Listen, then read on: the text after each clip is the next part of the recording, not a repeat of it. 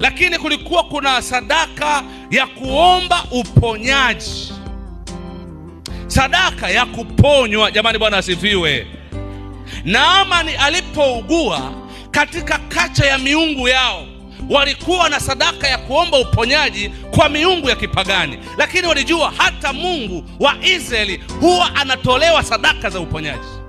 Naamani akaja na dhabihu, akaja na dhahabu na fedha na vyote vitu vya thamani. Anakuja kwa Elisha kuleta hii sadaka ya kuomba kuponywa kwa Mungu wa Israeli. Alipofika, Elisha aligundua sadaka hii iliyoletwa ni ya nani jamani?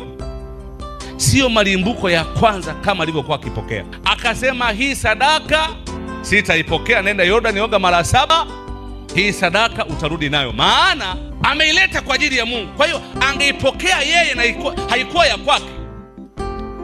Gehazi akazunguka, akaingiwa na tamaa. Sasa huyu mzee vipi? Unajua manabii wanazeeka vibaya, yaani mtu analetaje dhahabu na iacha kama ilivyo?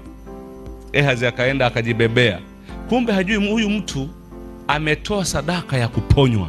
Na alichokiona pale Elisha, alikuwa anaona anapewa ukoma, akaukataa.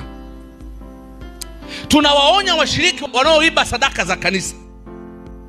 Kuna wengine wataiba makansa ya watu Andrew. Kuna wengine wanahangaika na magonjwa kwa sababu walichukua sadaka fulani ambayo mtu fulani aliinuia, akaiombea. Baba, kwa sadaka hii nimeteseka na 1, 2, 3, ninatamani kupitia dhabihu hii, magonjwa haya, hali hii, nimechoka, ninaomba uniponye.